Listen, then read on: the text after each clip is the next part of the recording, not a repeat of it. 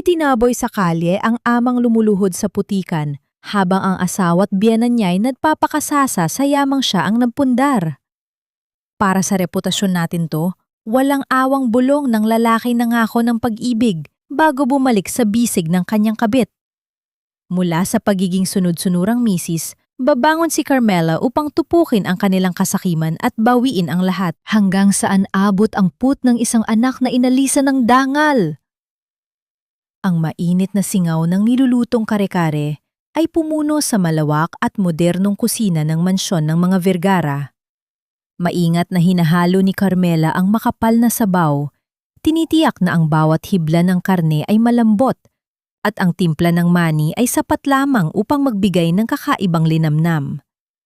Maaga siyang gumising, nagtungo sa pamilihan upang piliin ang pinakasariwang mga sangkap. Ito ang araw ng linggo kung kailan sama-samang nananghalian ang pamilya at nais niyang pasayahin ang kanyang biyenan na si Doña Sofronia. Pinunasan ni Carmela ang munting pawis sa kanyang noo. Gamit ang likod ng kanyang kamay, may bakas ng pag-asa sa kanyang mga mata. Sa loob ng 5 taon nilang pagsasama ni Miguel, walang ibang hinangad si Carmela, kundi ang matanggap siya ng pamilya nito ng buong puso. Ngunit ang kanyang munting pag-asa ay mabilis na nadurog nang marinig niya ang mabibigat at matatalim na yabag ng takong na papalapit sa kusina. Pumasok si Doña Sofronia, suot ang isang mamahaling bestida na yari sa sutla at may suot na makapal na kwintas na prelas. Kaagad na tumaas ang kilay ng matanda at tinakpan nito ang kanyang ilong gamit ang isang panyong may burda. Ano ba yang amoy na yan, Carmela? God, it smells like a squatter's area in my own house. Matining at puno ng pandidiri ang boses ng biyenan. Nataranta si Carmela. Agad niyang pinahinaan ang apoy ng kalan at humarap ng may magalang na ngiti, kahit pa parang may bumarang tinik sa kanyang lalamunan. Mama, nagluto po ako ng kare-kare. Paborito niyo po ito noong nakaraan nang magpadala ang mga kaibigan niyo. Kaya naisip ko pong ipagluto kayo mula sa sarili kong recipe. Isang mapaklang ngisi ang gumuhit sa mga labi ni Doña Sofronia. Lumapit ito ng bahagya sa kaldero at umirap. Paborito? I was just being polite back then because you looked so pitiful trying to fit in with my circle of friends. Ibang klase talaga ang panlasa ng mga lumaki sa hirap. Akala mo ba ang mga pagkaing nagpapabaho sa kusina ko ay ihahain ko sa hapagkainan ng mga Vergara? Bago pa man makasagot si Carmela, lumingon ang matanda sa pinto at sumigaw. Manang Rosa, kunin mo nga itong kalderong ito. Itapon mo ang laman sa basurahan sa labas. My stomach turns just looking at it. Nakakasira ng araw. Parang binuhusan ng malamig na tubig si Carmela. Nakita niya ang pag-aalangan sa mga mata ni Manang Rosa. Ang matandang mayordoma na matagal nang nagsisilbi sa pamilya. Tahimik na lumapit ang matandang babae. Umiiwas ang tingin kay Carmela bilang tanda ng pakikisimpatya at binuhat ang kaldero na pinaghirapan niyang lutuin sa loob ng 3 oras. Ang bawat hakbang ni Manang Rosa palabas ng kusina ay tila mabigat na batong dumadagan sa dibdib ni Carmela. Nilamon niya ang namumuong luha at iniyuko ang kanyang ulo. Sa mga sandaling iyon, pumasok si Miguel sa kusina, suot ang kanyang plansadong polo at mamahaling relo. Nakita niya ang tensyon sa paligid at ang pagkunot ng noo ng kanyang ina. Imbes na tanungin kung ano ang nangyari, nilapitan niya si Carmela at mahigpit na hinawakan sa braso. Hindi ito isang hawak ng pagmamahal, kundi isang hawak na naguutos ng pagpapasunod. Hinila niya si Carmela sa isang gilid, malayo sa pandinig ng kanyang ina. Ano na naman ba ito, Carmela? Bakit mo ba pinipilit yung mga lutong probinsya mo kay Mama? You know she has a delicate palate? Pabulong ngunit mariing sumbat ni Miguel. Napakagatlabi si Carmela. Sinusubok ang ipaliwanag ang kanyang sarili. Gusto ko lang naman siyang pasayahin, Miguel. Umagang-umaga pa ako naghanda. Naisip ko baka magustuhan niya. Then try harder without making her complain. Putol ni Miguel sa kanyang sasabihin. Ang tono nito ay puno ng pagkayamot. Ako na nga ang nagtatrabaho para sa pamilyang ito. Ginagawa ko ang lahat para mapanatili ang estado natin sa lipunan. Pati ba naman maliit na bagay sa bahay poproblemahin ko pa? Can you just be a supportive wife for once and not a burden? Ang salitang pabuhat ay tila patalim na bumaon sa puso ni Carmela. Siya ang may-ari ng pangunahing kumpanyang nagpapasok ng pera sa kanilang pamilya. Ang mansyong ito, ang mga kotseng nakaparada sa labas at maging ang negosyong pinapatakbo ni Miguel ay nagmula sa pawis at talino niya bago pa man sila ikasal. Ngunit sa pamamahay na ito, unti-unti siyang ginawang sunod-sunuran, kinondisyon ang kanyang isip na utang, na loob niya sa mga Vergara ang pagtanggap sa isang babaeng galing sa mahirap na pamilya sa Negros. Sa kabila ng panliliit, nanaig ang pag-ibig at pag-asa sa puso ni Carmela. Tiningnan niya ang kanyang asawa at sa isang pagkilos ng nakasanay ang pag-aaruga, inabot niya ang kuwelyo ng polo ni Miguel na bahagyang lukot upang ayusin ito. Ngunit bago pa man dumampi ang kanyang mga daliri, mabilis na umatras si Miguel at pinagpagan ang kanyang balikat na tila ba may duming dumikit doon mula sa kamay ng kanyang asawa. Ang munting pag-iwas na iyon ay isang malamig na sampal sa pagkatao ni Carmela. Ibababa sana niya ang kanyang kamay nang mapansin niya ang pag-ilo ng telepono ni Miguel. Isang ngiti ang sumilay sa labi ng kanyang asawa habang nakatingin sa screen. Ngunit nang mapansin nitong nakatingin siya, mabilis at pabalang nitong pinindot ang gilid ng telepono upang patayin ang ilaw nito. Ibinalsa ni Miguel ang telepono sa kanyang bulsa at naglakad palabas ng kusina nang walang lingon likod. Naiwang mag-isa si Carmela sa gitna ng malawak at malamig na kusina. Nanginig ang kanyang mga balikat kasabay ng malalim na pagbuntong hininga. Dito sa loob ng mansyong ito, siya ay isang reyna na tinanggalan ng korona at ginawang alipin ng sarili niyang pagmamahal. Biglang nag-vibrate ang telepono sa loob ng bulsa ng kanyang apron. Nang makita niya ang pangalang nakarehistro sa screen, tila tumigil sa pag-ikot ang kanyang mundo. Si Itay. Pinunasan niya ang kanyang mga kamay sa tela ng apron at huminga ng malalim upang itago ang panginginig ng kanyang boses bago sagutin ang tawag. Hello, Itay? Malambing na bati ni Carmela, pilit tinatabunan ang nakakabining lungkot sa kanyang dibdib. Anak, Carmela? Mula sa kabilang linya ay narinig niya ang garalgal ngunit mainit na boses ni Mang Florentino.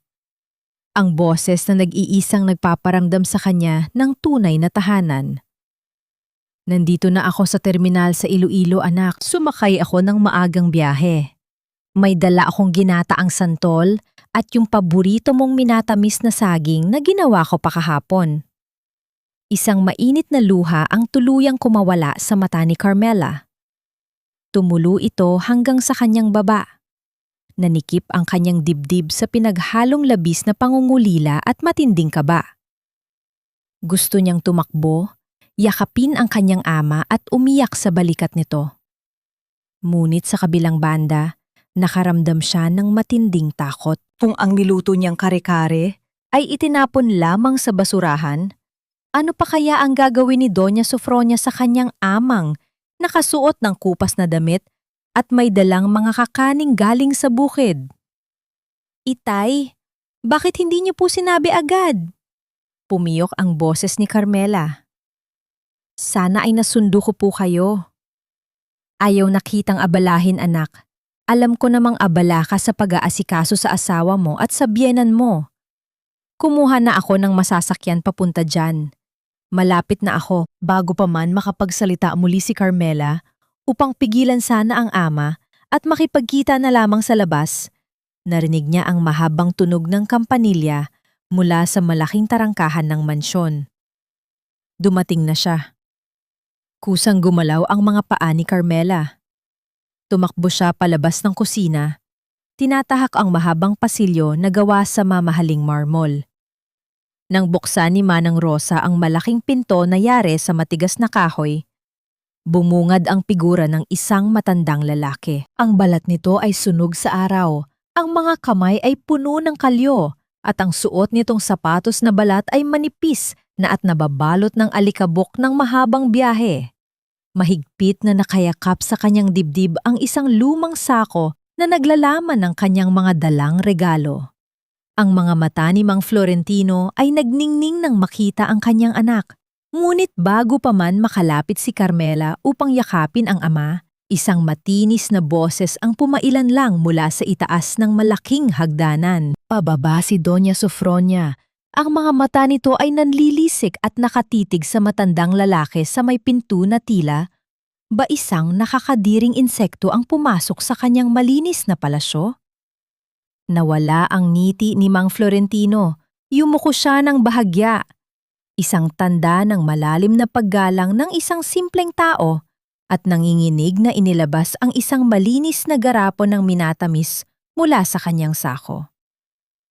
Magandang hapon po, Doña Sofronia.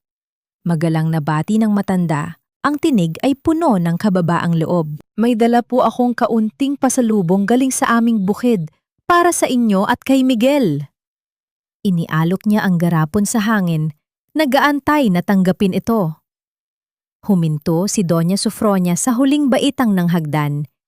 Hindi niya inabot ang garapon.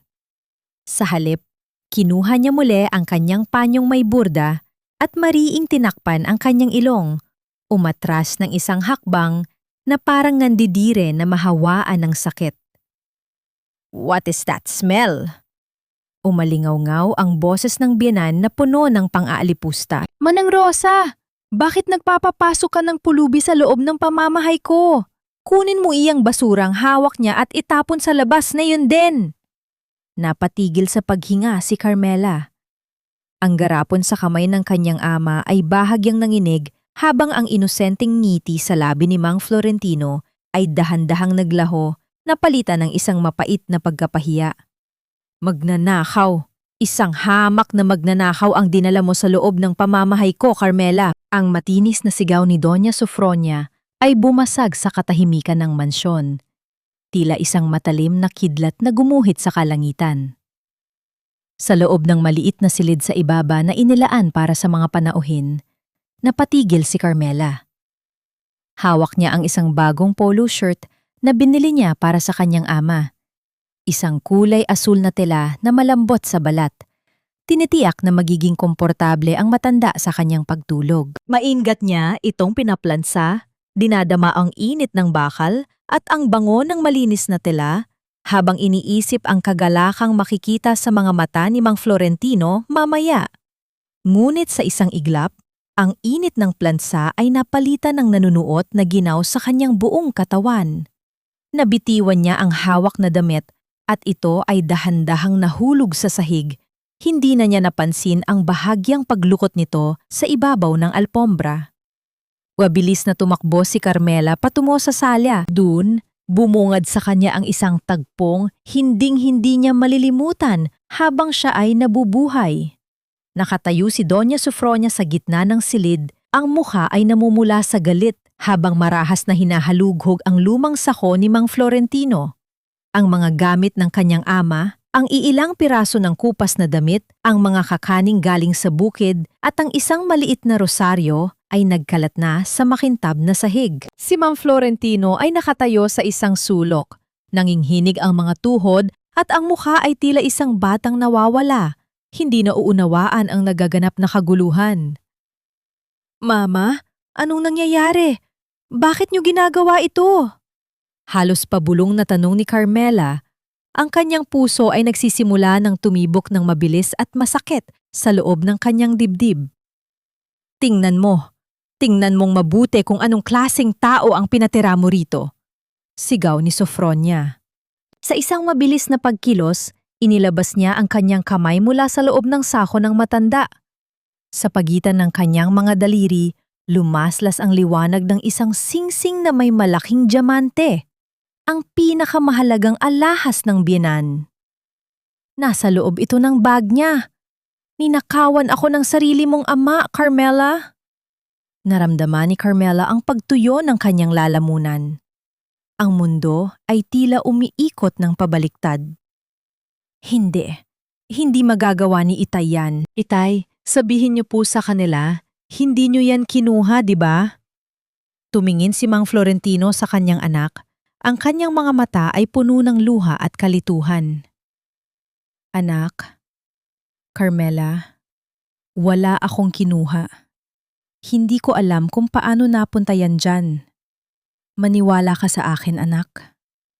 Eksaktong pumasok si Miguel sa sala at sa halip na magtanong ng katotohanan, ang kanyang mga mata ay agad na nag-apoy sa galit nang makita ang singsing sa kamay ng kanyang ina. Lumapit siya ng mabilis kay Mang Florentino.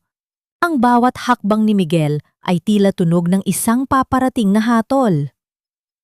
Miguel, hindi ito totoo. Pinagbibintangan lang nila si Itay.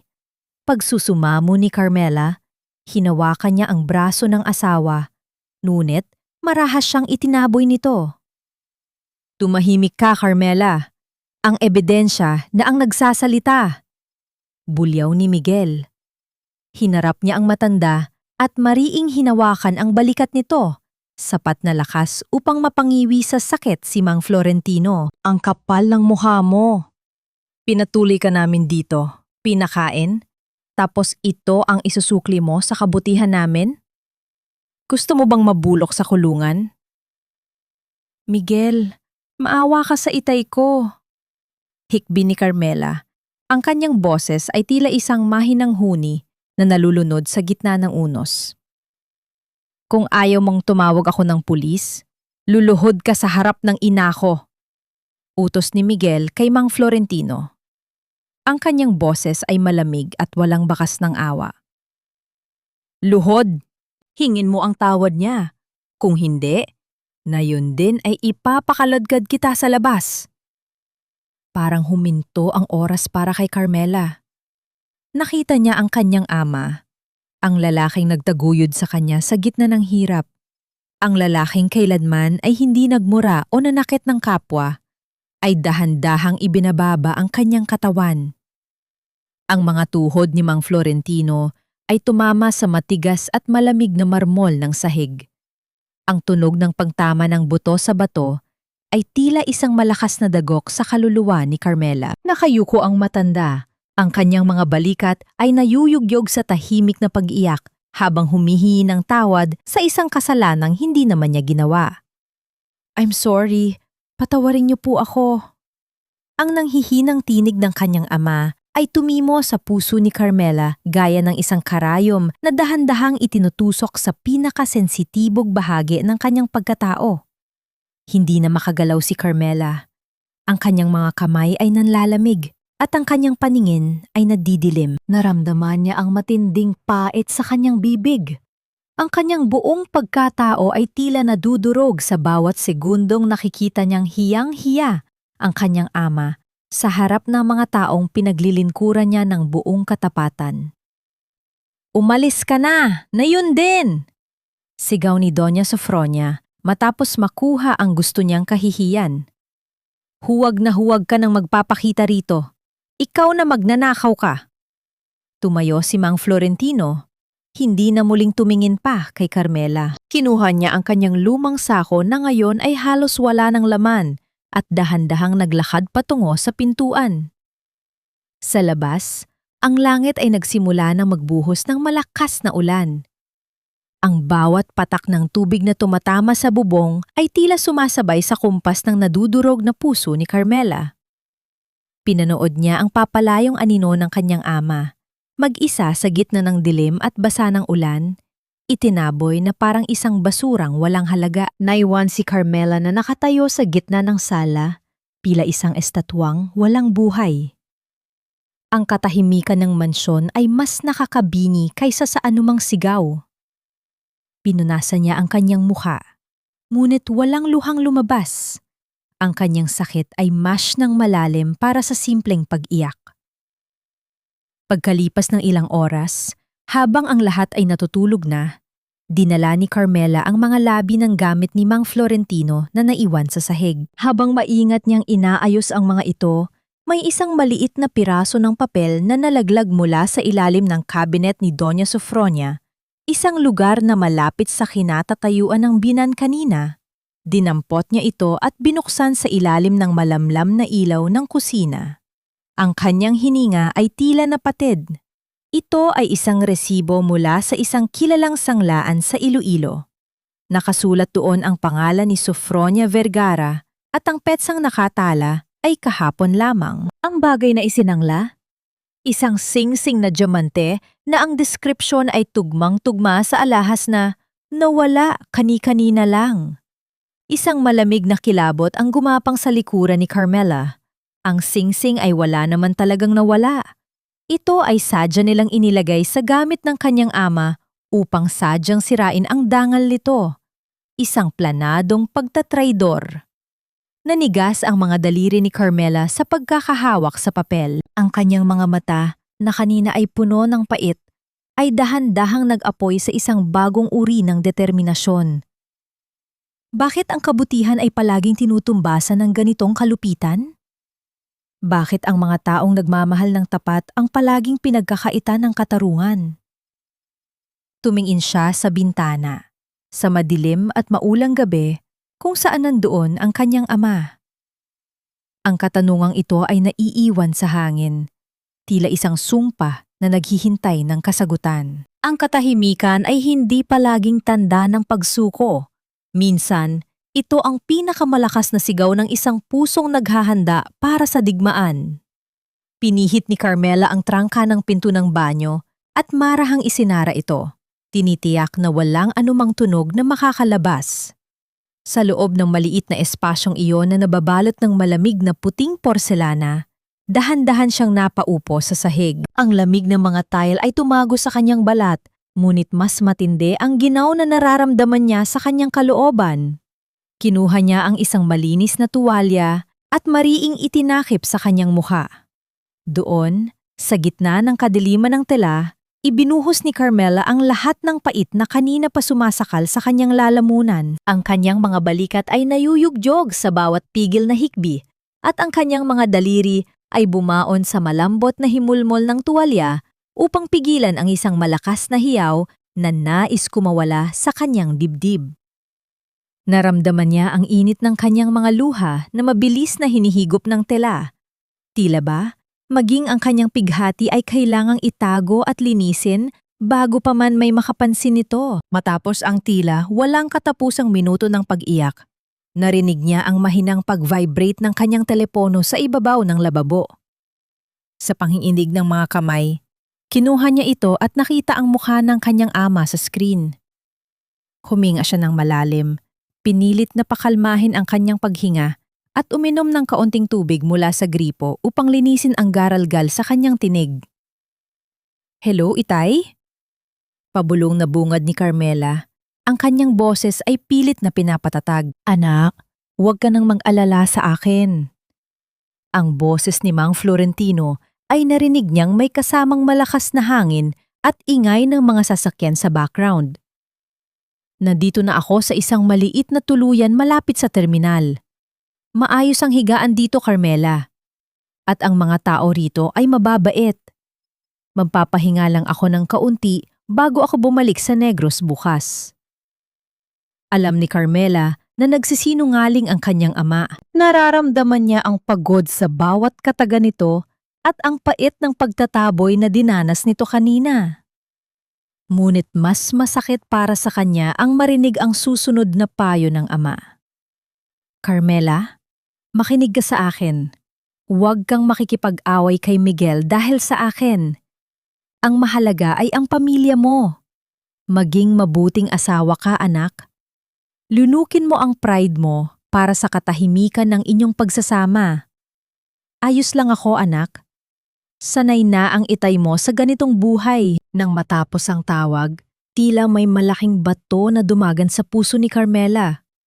Ang kadalisayan ng pagmamahal ng kanyang ama ang nagbigay sa kanya ng lakas upang gumawa ng isang desisyong alam niyang magpapabago sa lahat. Hindi siya maaaring umalis ng ganoon na lamang. Kung susuko siya ngayon, mananalo ang kasamaan. Kailangan niyang manatili, Hindi dahil sa pagmamahal kay Miguel, kundi upang bawiin ang bawat sentimo at bawat piraso ng dangal na ninakaw sa kanila. Kinaumagahan, lumabas si Carmela mula sa kanyang silid na tila walang anumang nangyari. Ang kanyang mga mata ay bahagyang mapula pa rin, ngunit ang kanyang mukha ay nababalot ng isang maskara ng kapayapaan. Nagtungo siya sa kusina, naghanda ng mainit na tsaa at dinala ito sa hapagkainan kung saan nag-aalmusal sina Doña Sofronia at Miguel. "Mama, Miguel, magandang umaga po." Malumanay na bati ni Carmela habang inilalagay ang tsaa sa harap ng biyenan. Bahagyang nagulat ang dalawa sa kanyang ikinikilos. Tumingin si Doña Sofronia sa kanya nang may halong pagdududa at pagkamuhi. "Akala ko ay magkukulong ka na sa kwarto mo habang buhay dahil sa nangyari sa magnanakaw mong ama." Nanigas ang panga ni Carmela, ngunit pinilit niyang ngumiti. "Mama, humihingi po ako ng paumanhin sa inyo. Tama po kayo. Marahil ay nabulag ako ng emosyon ko. Salamat po sa pagpapakita sa akin ng katotohanan. Handa na po akong tanggapin ang lahat at magsimula muli bilang isang masunuring asawa at menugang." Isang mapait na tawa ang kumawala sa bibig ni Doña Sofronia. "Dapat lang. You should know your place, Carmela. Ang dugo ng dukha ay mahirap talagang linisin. Pero kung magpapakabait ka, baka sakaling mapanatili mo ang marangyang buhay na ibinigay sa iyo ng anak ko." Tumayo si Miguel at lumapit kay Carmela. Hinawawakan niya ang pisingi ng asawa at hinalikan ito sa noo. Isang pagkilos na dati ay nagpapakilig kay Carmela, ngunit na yon ay nagdudulot lamang sa kanya ng pandidiri. "I'm glad you're finally seeing sense, babe. Kita mo na? Mas madali ang buhay kung susunod ka lang sa amin. Ayoko ng gulo sa pamilyang ito." Tumanggo si Carmela. Ang kanyang mga mata ay nananatiling nakatitig sa mesa. Pinanood niya ang pag-alis ni Miguel patungo sa trabaho at ang pag-akyat ni Doña Sofronia sa taas upang mag-ayos para sa kanyang mga kaibigan. Nang matiyak niyang mag-isa na lamang siya, mabilis na kumilos si Carmela. Nagtungo siya sa library ni Miguel, ang silid kung saan laging nakakandado ang mga dokumento. Ngunit dahil siya ang bumili ng sistemang pangseguridad ng bahay na ito, alam niya ang bawat password. Ang tunog ng pag-vibrate ng kanyang sariling puso ay tila nakikipagpaligsahan sa mahinang pag-ikot ng computer ni Miguel nang buksan niya ito. Ang kanyang mga daliri ay mabilis na lumipad sa keyboard. Hinahanap ang mga folder na may kinalaman sa pananalapi ng kumpanya. Doon, sa ilalim ng isang nakatagong folder na may pamagat na personal investments, tumambad sa kanya ang isang katotohanang mas masakit pa sa sampal. Daan-daang libong piso ang buwan-buwan na inililipat mula sa pondo ng kanilang kumpanya patungo sa isang bank account na hindi pamilyar sa kanya. At sa bawat transaksyon, may isang pangalang palaging nakadikit sa mga memo. Vanira Cortez. Isang matinding pait ang lumukob sa buong pagkatao ni Carmela habang siya ay nagtitiis sa pang-aalipusta ng kanyang binan at habang pinagdadamutan ang kanyang ama ng kahit maliit na tulong, ang asawa niya ay masayang nagpapakasasa sa pera ng kumpanyang siya ang nagpatayo, kasama ang ibang babae. Hindi napansin ni Carmela na ang kanyang pagkakapit sa gilid ng mesa ay naging napakahigpit na namumuti na ang kanyang mga kuko. Sa sandaling iyon, ang huling bakas ng pang-aalinlangan sa kanyang puso ay tuluyang naglaho. Wala na ang mapagmahal na asawa. Ang tanging natira ay ang arkitekto ng isang mapangwasak na plano. Sa gitna ng katahimikan ng silid, isang mahinang tunog ng notification ang narinig mula sa computer. Isang email ang pumasok. Ang subject line ay nagsasabing, "Reservation confirmation. Sunset Suite for our anniversary. My king." Ang sender ay walang iba, kundi si Vanira Cortez. Nanlamig ang buong katawan ni Carmela, ngunit ang kanyang mga mata ay nanatiling nakatitig sa screen ng may kakaibang linaw. Isang mapanganib na ngiti ang dahan-dahang gumuhit sa kanyang mga labi. Alam na niya kung saan magsisimula. Ang pinakamasakit na pagtatraidor ay hindi nagmumula sa iyong kaaway, kundi sa taong pinagkatiwalaan mo ng iyong buong buhay. Maingat na inayos ni Carmela ang kurbata ni Miguel sa harap ng malaking salamin sa kanilang silid. Ang kanyang mga daliri, na dati ay puno ng pagmamahal sa tuwing dumidikit sa balat ng asawa, ay tila humahawak na ngayon sa isang malamig at madulas na ahas. Naamoy niya ang bango ng mamahaling pabango ni Miguel. Ang pabangong siya rin ang bumili. Ngunit na yon ay nagdudulot lamang ito ng pagbaliktad ng kanyang sikmura. Alis na ako, babe. Marami akong meeting sa opisina ngayong araw. Baka gabihin ako ng uwi. Wika ni Miguel habang kinukuha ang kanyang briefcase. Hindi man lang tinitingnan ang mga mata ng asawa. Mag-iingat ka, Miguel. Huwag mong kakalimutang kumain. Sagot ni Carmela nang may malambing na tinig, isang perpektong pagganap para sa isang asawang walang kamalay-malay. Nang marinig niya ang paalis na sasakyan ni Miguel, agad na nagpalit ng damit si Carmela. Isang simpleng bestida at malaking salamin sa mata ang kanyang ginamit upang hindi madaling makilala. Nagtungo siya sa isang lumang bahay kalakal sa dulo ng Jaru District kung saan matatagpuan ang opisina ni Attorney Baltazar Quinto. Ang amoy ng lumang papel at selyadong wax ay bumata sa kanya pagpasok sa loob ng silid na puno ng matatayog na estante ng mga libro. Attorney Quinto, kailangan ko ang tulong niyo. Bungad ni Carmela. Ang kanyang tinig ay sa wakas ay nabasag na rin ng takot at pag-asa. Ang matandang abogado na naging saksi sa pagsisikap ng pamilya Arriaga sa loob ng maraming dekada ay tumingin sa kanya ng may halong lungkot. Carmela, iha, tiningnan ko ang mga dokumentong ipinadala mo. Masalimuot ang sitwasyon. Noong nakaraang taon, pinirmahan mo ang isang General Power of Attorney pabor kay Miguel. Sa madaling salita, ibinigay mo sa kanya ang susi ng iyong buong kaharian. Naramdaman ni Carmela ang paghinto ng kanyang paghinga. Ibig sabihin po ba, wala na akong karapatan sa sarili kong kumpanya? Sa mata ng batas, maaari niyang ibenta, isangla, o ilipat ang anumang ari-arian mo nang hindi na humihingi ng pahintulot sa iyo. Ang tiwala mo, Carmela, ang ginamit niyang sandata laban sa iyo. Paliwanag ni Attorney Quinto habang hinahawakan ang kanyang mga kamay na nanginginig. Ngunit may paraan. Kung mapapatunayan nating ginagamit niya ang pondo sa hindi wastong paraan o para sa ibang tao, maari nating bawiin ang autoridad na iyon. Pero kailangan natin ng matibay na ebidensya. Lumabas si Carmela sa opisina ng abogado na tila isang anino. Ang init ng araw sa Iloilo ay hindi kayang painitin ang kanyang nanlalamig na katawan.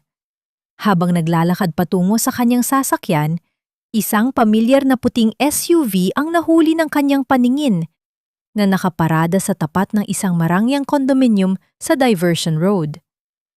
Iyon ang sasakyan ni Miguel. Ang kanyang puso ay nagsimulang tumibok ng mabilis, tila isang tambol na nagbababala ng panganib.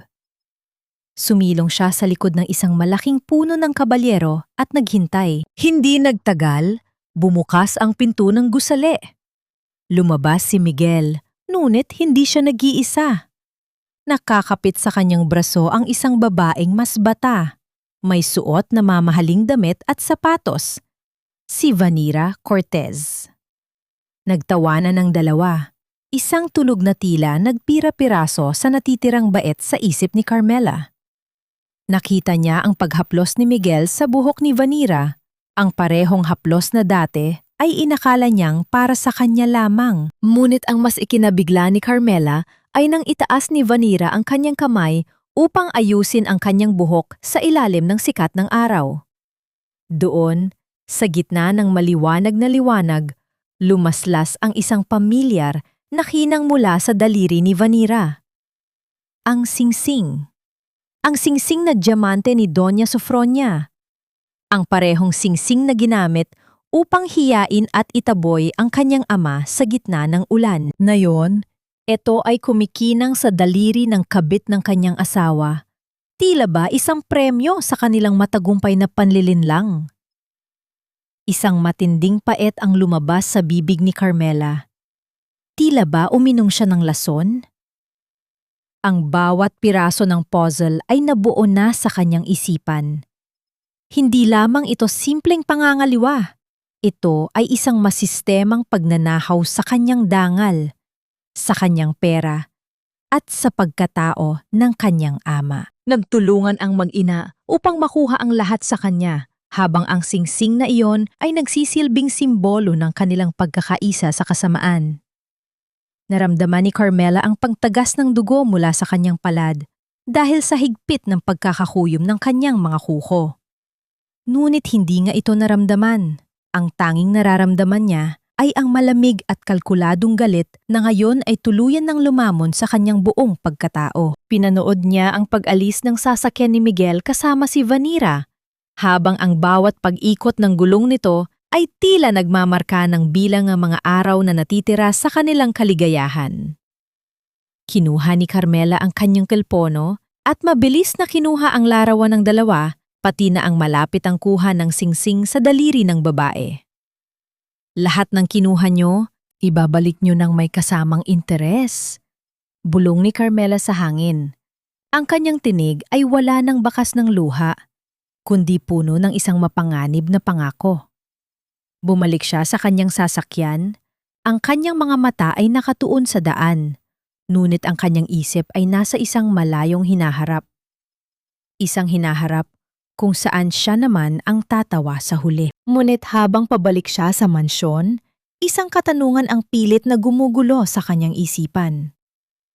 Gaano pa kalalim ang mga lihim na itinatago ng pamilya Vergara?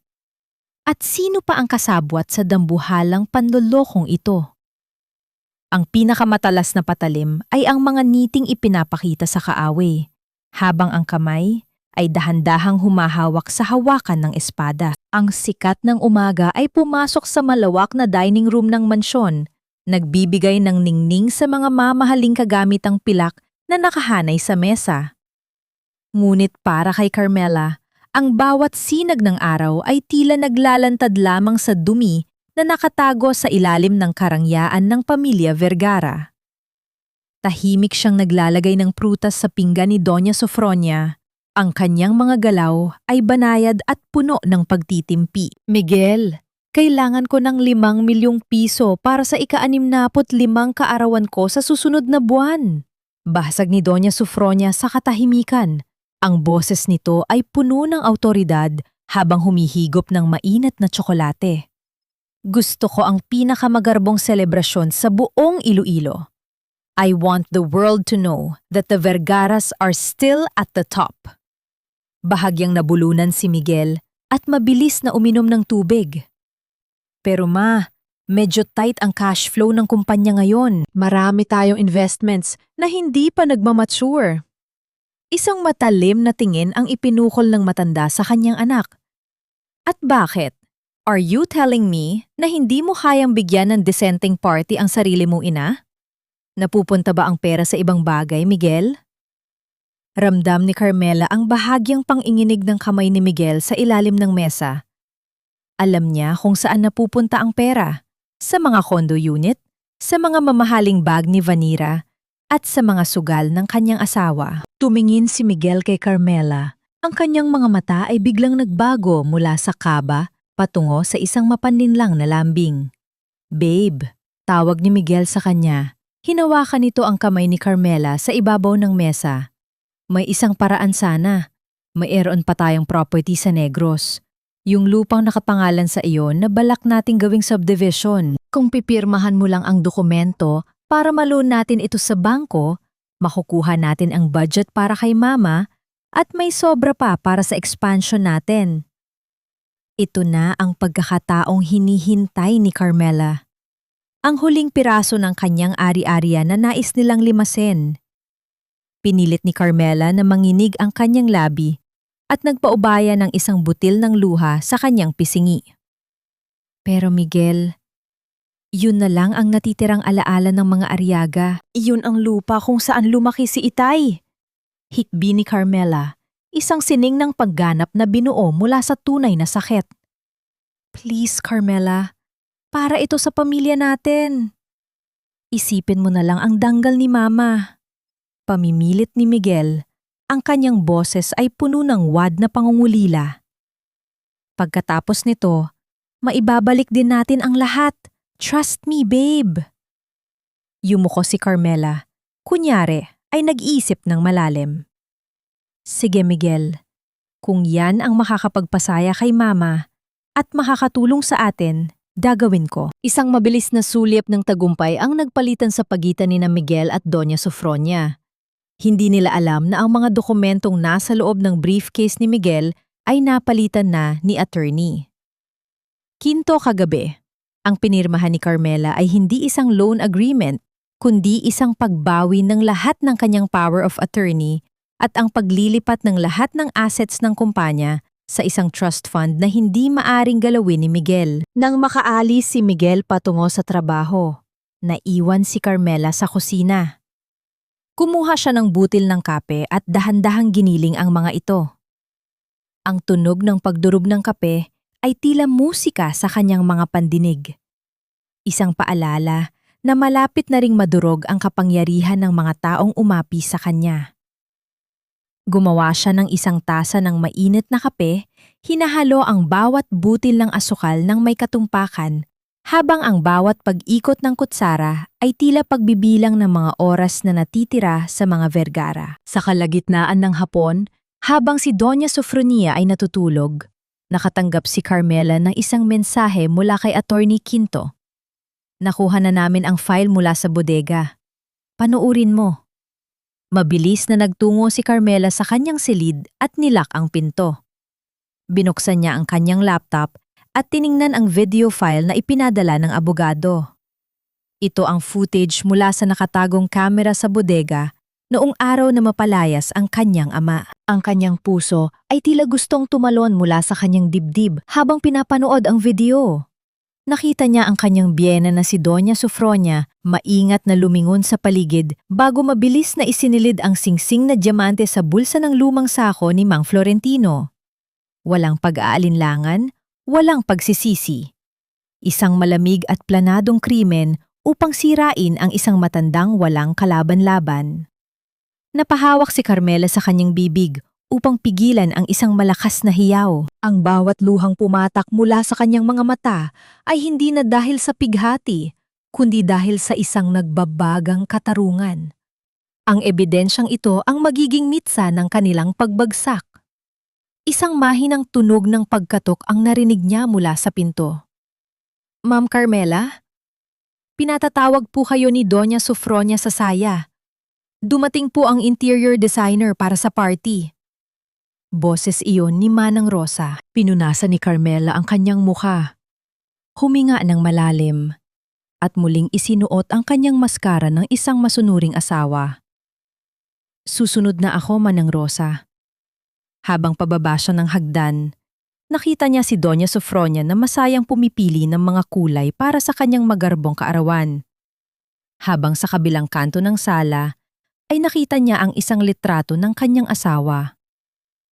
Ngumiti si Carmela. Isang ngiting, hindi umaabot sa kanyang mga mata. Ang sayaw ng mga ahas ay malapit na sa huling yugto at siya ang tinitiyak na ang bawat hakbang nila ay patungo sa sarili nilang bitad. Ngunit bago pa man siya makarating sa huling baitang, ang kanyang telepono ay muling nag-vibrate. Isang hindi pamilyar na numero ang nagpadala ng isang larawan. Nang buksan niya ito, nakita niya si Miguel at Vanira sa isang jewelry shop at sa kamay ni Vanira ay isang kwintas na may pendant na ginto, ang parehong disenyo ng logo ng kumpanya ni Carmela. Isang mapait na ngiti ang muling gumuhit sa kanyang mga labi. Hindi lamang nila ninakaw ang kanyang pera, ninakaw din nila ang kanyang pagkakakilanlan.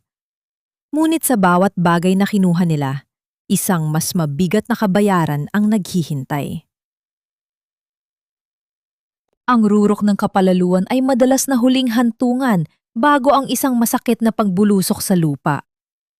Ang mansyon ng mga Vergara ay mistulang isang naglalagablab na harden ng mga bulaklak na inangkat pa mula sa Europa. Ang bawat sulok ay nababalot ng bango ng mga sariwang rosas at liryo, habang ang malalaking chandelier sa kisame ay muling nilinis hanggang sa magningning ang mga ito na tila libu-libong diamante. Ngunit sa gitna ng lahat ng kagandahang ito, ang boses ni Doña Sofronia ay nanghingibabaw, tila isang latigo na humahampas sa katahimikan ng hapon. Manang Rosa, ang sabi ko ay ituwid mo ang pagkakalatag ng telang ito. Kitang-kita ang lukot, mukha itong basahan. Sigaw ng biyenan habang itinuturo ang mahabang puting tela sa ibabaw ng lamesa. Nanginghinig ang mga kamay ni Manang Rosa habang sinusubukang iayos ang mabigat na tela. Pasensya na po, Doña Sofronia. Medyo madulas lang po ang seda. Wala kang kwenta. Pareho lang kayo ng dinala ni Carmela rito sa bahay. Puro sakit sa ulo at walang silbi. Sa isang marahas na pagkilos, kinuha ni Sofronia ang isang baso ng tubig at ibinuhos ito sa ibabaw ng lamesa, dahilan upang lalang mabasa at maging mahirap ayusin ang tela. Ulitin mo lahat hanggang sa maging perpekto ito. Mula sa itaas ng hagdan, pinanood ni Carmela ang lahat. Ang kanyang puso ay kumikirot para sa matandang katulong na naging tanging sandigan niya sa bahay na iyon. Nang makaalis si Sofronia upang tignan ang iba pang dekorasyon, mabilis na bumaba si Carmela at nilapitan si Manang Rosa. Kinuha niya ang mga kamay ng matanda na puno ng mga ugat at nanginginig sa takot. Manang Rosa, sapat na po ito! Bulong ni Carmela habang may iniaabot na isang makapal na puting sobre sa ilalim ng lamesa. Ito ang lahat ng sweldo nyo, kasama ang isang malaking bonus. Kunin nyo ang inyong mga gamit at umuwi na kayo sa inyong lalawigan layon din. Huwag na kayong mag-antay ng gabi. Nagtaka ang matanda. Pero, Ma'am Carmela, ang party po ni Donya... Huwag nyo nang intindihin ang party, Manang. May paparating na unos sa bahay na ito at ayaw kong madamay kayo. Sige na, lumakad na kayo bago pa sila bumalik. May kasiguruhan sa mga mata ni Carmela na nagtulak kay Manang Rosa na tumanggo at mabilis na lumabas ng kusina. Ilang sandali pa ay narinig ni Carmela ang pagdating ng sasakyan ni Miguel. Pumasok ang kanyang asawa na may suot na ngiting tila nanalo sa loterya. Babe, you won't believe it! Nakuha ko na ang pondo mula sa bangko gamit ang pinirmahan mong dokumento. We are officially back in business and bigger than ever! Niyakap ni Miguel si Carmela, ngunit ang haplos nito ay tila isang malamig na bakal sa kanyang balat. Alam ni Carmela na ang pondong tinutukoy ni Miguel ay ang perang kinuha nito mula sa mga pautang na gagamitin ni Carmela upang bitayin siya sa korte sa hinaharap. Ang galing mo talaga, Miguel. Pilit na ngiti ni Carmela. Tamang-tama ang dating mo, dumating na rin ang business partner mo. Eksaktong pumasok si Vanira Cortez sa pinto ng mansyon. May suot itong pulang bestida na sadyang nakakakuha ng atensyon at sa kanyang leeg ay kumikinang ang isang kwintas na may pendant na ginto. Ang disenyo ng kumpanyang pinaghirapan ni Carmela. Walang takot na lumapit si Vanira at humalik sa pisngi ni Miguel sa harap mismo ni Carmela. Hi Miguel! Hi Carmela! Napakaganda naman ang bahay nyo, though medyo old-fashioned. Meryang komento ni Vanira habang tinitingnan ang paligid ng may pang-aalipusta. Tumingin siya kay Carmela mula ulo hanggang paa. Dapat ay nag-ayos ka rin, Carmela. Mukha kang isa sa mga decorator na kinuha ni Doña Sofronia.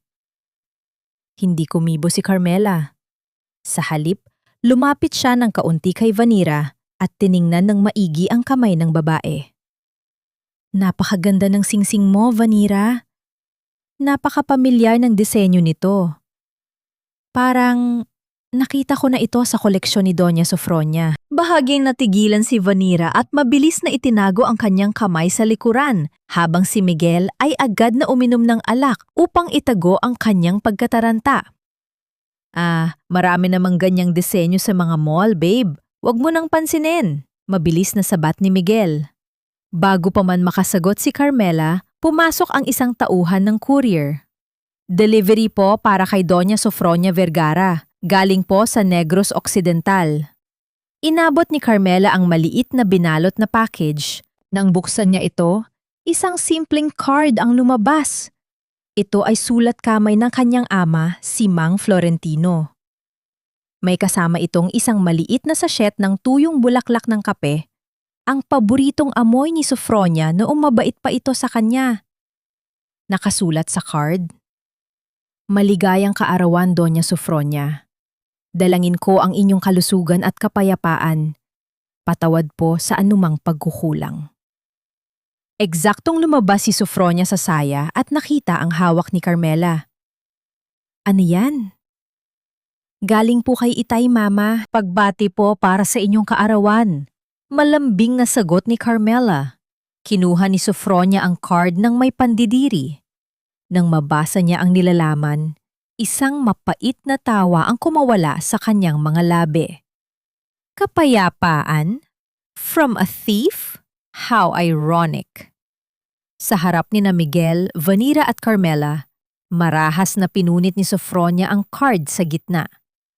Ang tunog ng pagkapunit ng papel ay tila tunog ng pagkaputol ng huling hibla ng pasensya ni Carmela. Ibinagsak ni Sofronia ang mga piraso ng papel sa sahig at mariin itong tinapakan gamit ang kanyang matalas na gintong takong. Pinuputol ang bawat titik ng pagmamahal na isinulat ng matanda. "I don't need garbage from a criminal in my house. Itapon mo yan, Carmela. At siguraduhin mong bukas, sa party ko, hindi mo babanggitin ang pangalan ng ama mo. Ayokong madumihan ang gabi ko." Tumalikod si Sofronia habang tumatawa kasama sina Miguel at Vanira. Naglalakad patungo sa hapagkainan upang tikman ang mga mamahaling putahe. Naiwang mag-isa si Carmela, nakatingin sa mga durog na piraso ng papel sa ilalim ng sapatos ng biyenan. Dahan-dahang lumuhod si Carmela upang pulutin ang mga punit na bahagi ng card.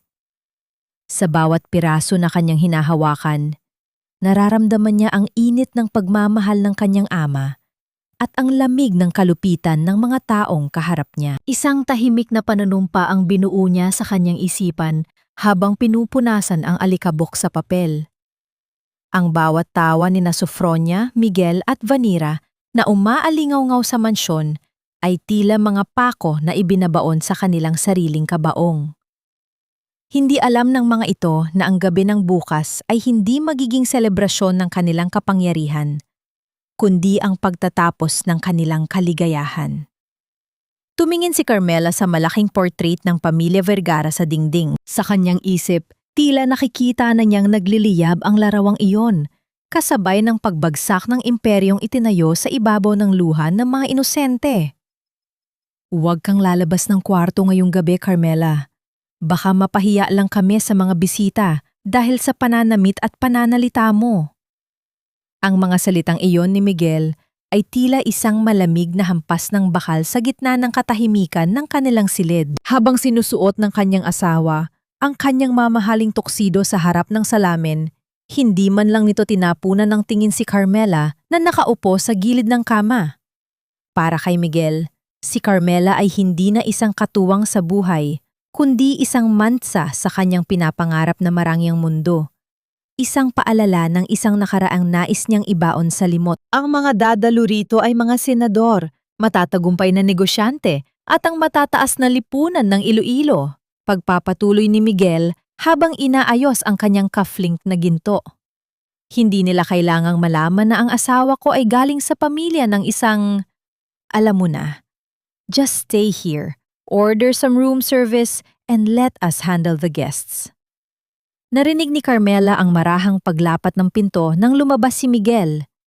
Iniwan siyang mag-isa sa gitna ng malawak at madilim na silid. Ngunit sa halip na maiyak, Naramdaman ni Carmela ang isang kakaibang init na dumadaloy sa kanyang mga ugat.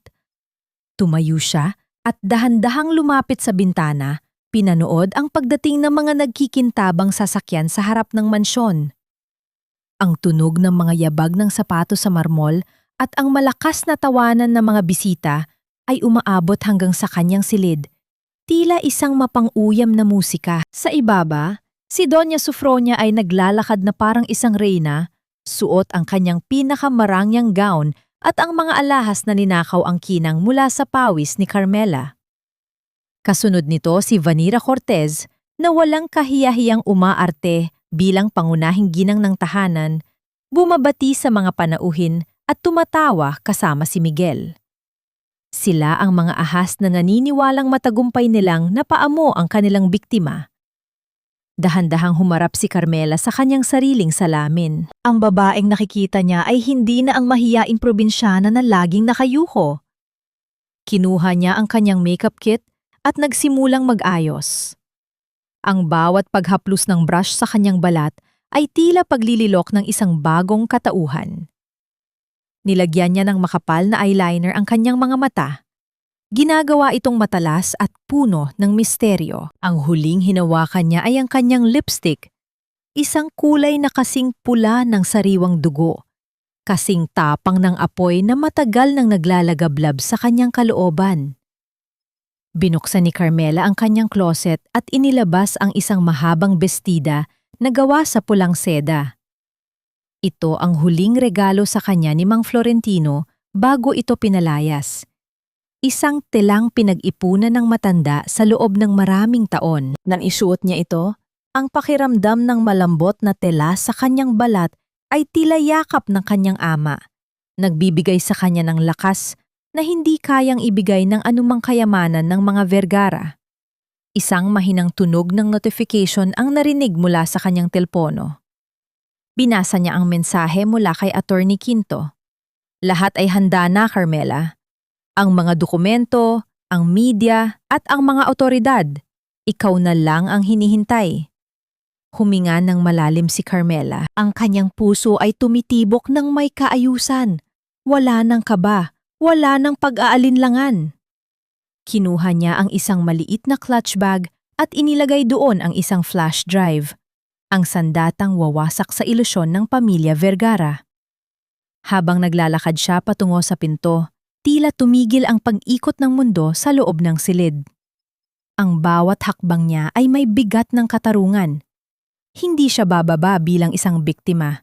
Bababa siya bilang isang hukom. Sa gitna ng kalsada, ilang kanto ang layo mula sa mansyon. Narinig ni Carmela ang unti-unting paglakas ng tunog ng mga sirena.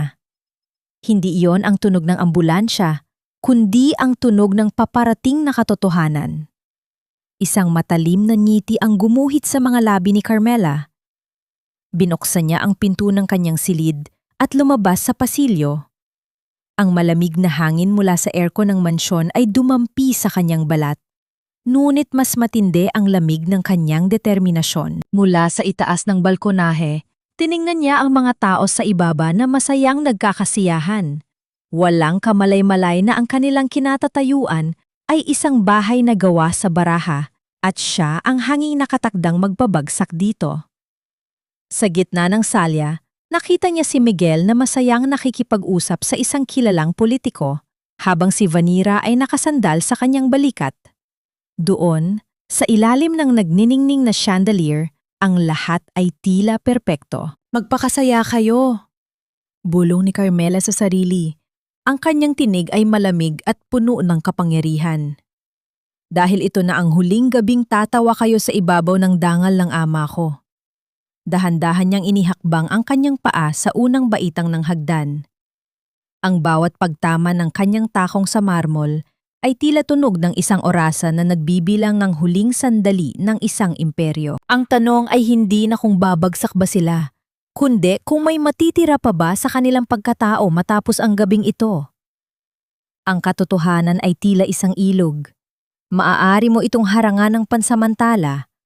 Ngunit, darating ang oras na aapaw ito at lulunurin ang bawat kasinungalingang itinayo mo. Ang bawat hakbang ni Carmela pababa ng malawak na hagdanan ay tila isang mabigat na pintig ng puso na umaalingaungaw sa buong mansyon. Sa gitna ng ingay ng mga tawanan, ang kalansing ng mga basong kristal at ang malambot na tugtog ng biolin, ang kanyang presensya ay tila isang malakas na kulog sa gitna ng isang maaliwalas na hapon. Ang mga bisita, na kanina ay abala sa pakikipag-usap, ay isa-isang napahinto at napalingon sa itaas. Doon, nakatayo ang isang babaeng nakasuot ng bestidang kasing pula ng apoy. Ang kanyang mukha ay nababalot ng isang katahimikang mas nakakatakot kaysa sa anumang sigaw. Sa gitna ng sala, napatigil si Doña Sofronia sa paghiwa ng kanyang 7 palapag na cake. Ang kanyang mga mata ay nanlaki sa gulat at galit nang makita si Carmela. Si Miguel, na hawak ang isang baso ng champagne, ay muntik nang mabitawan ang kanyang inumin habang ang kanyang mukha ay unti-unting namumutla. Si Vanira, na nakatayo sa tabi ni Miguel, ay napakapit sa kanyang kwintas. Ang kanyang mga mata ay puno ng kaba. "Carmela!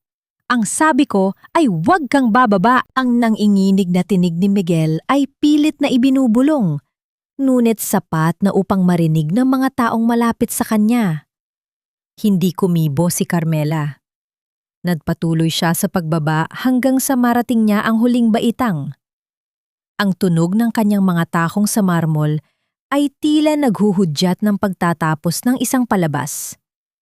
Lumapit siya sa gitna ng sala, kung saan naroon ang isang malaking screen na ginagamit para sa tribute video ni Doña Sofronia. "Magandang gabi sa inyong lahat." Ang tinig ni Carmela ay malinaw at matatag, walang bakas ng emosyon. Ngayong gabi, bago natin ipagpatuloy ang selebrasyon, nais ko lamang magbahagi ng isang mahalagang kwento. Isang kwento tungkol sa danggal, tiwala, at ang tunay na kulay ng pamilya Vergara. "Anong kabastusan ito, Carmela? Patayin niyo ang sound system!" Sigaw ni Doña Sofronia. Ang kanyang boses ay pumiyok sa takot. Ngunit bago pa man makakilos ang sinumang tauhan, mabilis na isinaksak ni Carmela ang flash drive sa controller ng projector. Sa isang iglap, ang nagniningning na screen ay nagbago. Hindi mga larawan na magagarbong biyahe ni Sofronia ang lumabas, kundi isang malabo ngunit malinaw na footage mula sa isang security camera. Ang buong salya ay nabalot ng isang nakakangilong katahimikan. Sa screen, kitang-kita ang loob ng bodega ng mansyon. Lumabas ang figura ni Doña Sofronia, maingat na lumingon sa kaliwa at kanan bago dahan-dahang lumapit sa lumang sako ni Mang Florentino. Nakita ng lahat kung paano kinuha ng matandang babae ang kanyang sariling singsing na diamante mula sa kanyang bulsa at isinilid ito sa loob ng gamit ng matanda. Isang malakas na bulungan ang sumabog sa gitna ng mga bisita.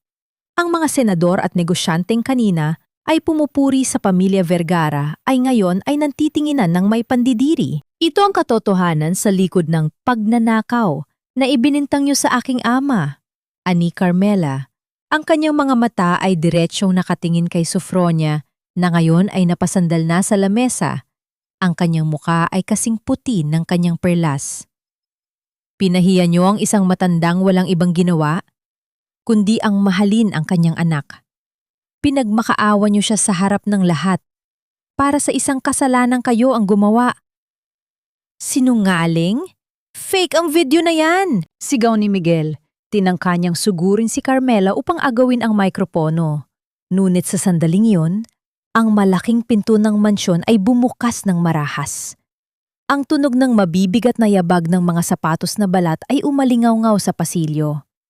Pumasok si Attorney Baltasar Quinto, kasama ang 3 lalaki na nakauniporme ng pulis at 2 kinatawan mula sa kawanihan ng buwis. Ang bawat hakbang nila ay tila nadadala ng bigat ng batas sa loob ng bahay na iyon. "Mr. Miguel Vergara." Ang boses ni Attorney Quinto ay malakas at puno ng awtoridad. "Narito kami upang isilbi ang warrant of arrest para sa mga kasong embezzlement, tax evasion, at falsification of public documents.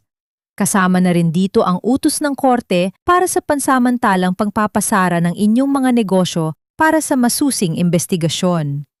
Ang mga bisita ay nagsimulang magmadaling lumabas. Ayaw madamay sa iskandalong bumabalot sa mansyon. Ang bawat pag-alis nila ay tila pagguho ng bawat pader ng reputasyong pinaghirapan ni Sofronia. At ikaw, Vanira. Lumingon si Carmela sa babaeng nangiinig sa takot sa tabi ni Miguel. Ang singsing na suot mo, ang singsing na nawala at isinakdal sa aking ama, ibigay mo yan sa mga awtoridad. Dahil ang kinang na yan ay galing sa dumi ng inyong budi. Humarap si Carmela kay Miguel, ang kanyang asawa na ngayon ay nakayuko at hindi makatingin sa kanya. Kinuha ni Carmela ang isang makapal na bundle ng mga dokumento mula sa kanyang clutch bag at isinabog ito sa hangin. Ang mga papel ay dahan-dahang nahulog sa sahig, tila mga puting talulot ng bulaklak na namatay sa gitna ng taglamig. Huwag mo nang subukan, Miguel. Wala nang natira sa'yo. Ang huling salita ni Carmela ay malamig at puno ng pait. Ang kumpanya, ang bahay na ito, at maging ang pangalang ipinagmamalaki nyo, lahat yan ay kinuha ko na sa ilalim ng aking pangalan. Sa gabing ito, ang pamilya Vergara ay isa na lamang alaala ng kasakiman. Ang katahimikan sa loob ng mansyon ay nabasag lamang ng mahinang tunog ng mga papel na natatapakan ni Miguel habang papalapit sa kanya ang mga pulis. Isang matalim na ngiti ang muling gumuhit sa mga labi ni Carmela habang pinapanood ang bawat hibla ng kapangyarihan ng kanyang asawa na naglalaho sa dilim. Ang pundasyong itinayo sa ibabaw ng luha ng mga inosente ay tila buhangin na madaling anurin ng agos ng katarungan. Ang malamig na tunog ng naglalapat na bakal ay umalingaw-ngaw sa gitna ng marangyang sala ng mga Vergara. Narinig ng lahat ang lapat ng posa sa mga pulso ni Miguel. Isang tunog na naghudyat ng pagtatapos ng kanyang kalayaan at ang pagsisimula ng kanyang pagbabayad. Ang bawat bisita ay mabilis na nag-iwas ng tingin, tila ba ang kahihiyan ng pamilyang ito ay isang nakakahawang sakit nang ayaw nilang madikit sa kanilang mga mamahaling damit. Babe, please, mag-usap tayo. Hindi mo ito kayang gawin sa akin. Ang pagsusumamo ni Miguel ay tila isang mahinang huni ng ibon sa gitna ng unos. Sinubukan niyang lumapit kay Carmela, ngunit ang mga pulis ay mahigpit na humawak sa kanyang mga braso. Pinipigilan ang bawat paggalaw niya. Hindi kumibo si Carmela. Ang kanyang mga mata ay nananatiling nakatitig sa kawalan. Tila ba ang lalaking nasa harap niya ay isa lamang estranghero na walang kinalaman sa kanyang buhay. Dahan-dahan niyang inayos ang gusot sa kanyang pulang bestida, isang pagkilos na nagpapakita ng kanyang ganap na kapayapaan sa gitna ng kaguluhan. Sa kabilang panig, si Vanira ay pilit na kumakawala sa hawak ng isang babaeng pulis. Ang kanyang mukha na kanina ay puno ng kayabangan, ay ngayon ay nababalot ng matinding takot. Wala akong alam sa mga transaksyon niya. Bisita lang ako rito. Miguel, sabihin mo sa kanila. Ngunit bago pa man makasagot si Miguel, lumapit si Attorney Quinto kay Vanira. Sa harap ng lahat, kinuha ng abogado ang isang maliit na plastic bag para sa ebidensya. Ibigay mo ang singsing, Miss Cortez. Ang singsing na yan ay bahagi ng kasong pagnanakaw at paninirang puri na isasampa namin laban sa pamilya Vergara. Huwag mo nang hintayin na pilitin ka pa namin. Sa panginginig ng mga kamay, hinubad ni Vanira ang singsing na diamante. Ang parehong singsing na naging sanhi ng pagluha ni Mang Florentino. Nang mahulog ang singsing sa loob ng plastic bag, ang mahinang tunog ng pagtama ng alahas sa plastic ay tila isang pako na ibinaon sa kabaong ng kanilang pagsasama. Ang bawat ningning nito ay tila sumasalamin sa kadiliman ng kanilang mga budi. Miguel, paano mo nagawa ito sa amin? Ang boses ni Doña Sofronia ay narinig na nagmumula sa sahig. Nakaupo ang matanda sa gitna ng mga naggalat na piraso ng cake at basag na kristal. Ang kanyang gown na sutla ay nabahiran na ng dumi at alak. Wala na ang reyna ng Iloilo. Ang tanging natira ay isang matandang babaeng nawalan ng lahat dahil sa sarili niyang kasakiman. Lumapit si Carmela sa kanyang biyenan. Dahan-dahan siyang lumuhod upang maging kapantay nito ang kanyang paningin. Ang amoy ng mamahaling pabango ni Sofronia ay humalo sa amoy ng napanis na pagkain sa sahig, isang mansa ng kanilang naglahong karangyaan. "Mama," ang tawag ni Carmela ay mahinahon, ngunit may talim. "Ang sabi niyo po noon, ang dangal ay hindi nabibili." "Tama po kayo. Pero ang dangal ay hindi rin naitatago sa ilalim ng mga alahas na ninakaw ang kinang mula sa dangal ng iba." "Carmela, maawa ka sa amin." Hikbi ng matanda, hinawakan nito ang kamay ni Carmela na tila ba ito na lamang ang tanging paraan upang hindi siya tuluyang malunod. Marahang binawi ni Carmela ang kanyang kamay. Kinuha niya ang isang puting panyo at pinunasang ang dumi sa kanyang daliri na nakuha mula sa pagkakahawak ng biyenan. "Ang awa ay para sa mga biktima, Mama, hindi para sa mga salarin. Sa gabing ito, tapos na ang inyong pamumuno sa mansyong ito." Tumayo si Carmela at humarap sa mga otoridad. "Dalhin niyo na sila. At Attorney Quinto, siguraduhin niyo na ang bawat dokumento ng pagmamay-ari ay maayos na nailipat na sa ilalim ng kumpanya ni Itay." Habang hinihila ng mga pulis si Miguel at Vanira palabas ng mansyon, narinig ang malakas na kalabog ng malaking pinto na nagsara. Isang tunog na tila nagtatapos sa isang mahabang kabanata ng pagdurusa. Ang katahimikan ay muling bumalik sa mansyon, ngunit hindi na ito ang katahimikan ng kapayapaan. Ito ay ang katahimikan ng isang gumuhong palasyo. Humarap si Carmela kay Sofronia na nananatili pa ring nakasalampak sa sahig. "Mayroon kayong 24 na oras para lumaya sa pamamahay ko. Kunin niyo ang inyong mga personal na gamit, ang mga gamit na talagang sa inyo. Pero ang bawat bagay na binili gamit ang pera ng aking mga aryaga, maiiwan dito." Ang bawat hakbang ni Carmela palayo sa sala ay tila pagbawi ng bawat piraso ng kanyang pagkatao na nawala sa loob ng 5 taon. Nang marating niya ang hagdan, huminto siya at tumingin muli sa paligid. Ang nagniningning na chandelier ay tila unti-unti nang namamatay ang liwanag. Sa gitna ng kadiliman, isang mahinang tunog ng pagpatak ng tubig mula sa isang nasirang fountain sa labas ang narinig ni Carmela. Ang bawat patak ay tila isang segundong nagpapaalala sa kanya na ang katarungan ay sa wakas ay dumating na. Ang rurok ng kapangyarihan ay madalas na nagtatapos sa isang malalim at madilim na hukay, kung saan ang tanging maririnig ay ang alingawngaw ng sariling pagsisisi. Ang sikat ng umaga na tumatama sa bintana ng mansyon ay hindi na nagdadala ng init ng pag-asa, kundi isang malupit na liwanag na naglalantad sa bawat dumi ng nagdaang gabi. Ang malawak na sala, na dati ay sentro ng karangyaan, ay punong-puno na ngayon ng mga basag na kristal, natuyong alak, at ang amoy ng napanis na pagkain. Ang katahimikan sa loob ng bahay ay kasing bigat ng isang libingan, putol lamang ng mahinang tunog ng pag-ikot ng dial ng telpono sa kusina. Nakatayo si Doña Sofronia sa harap ng telpono.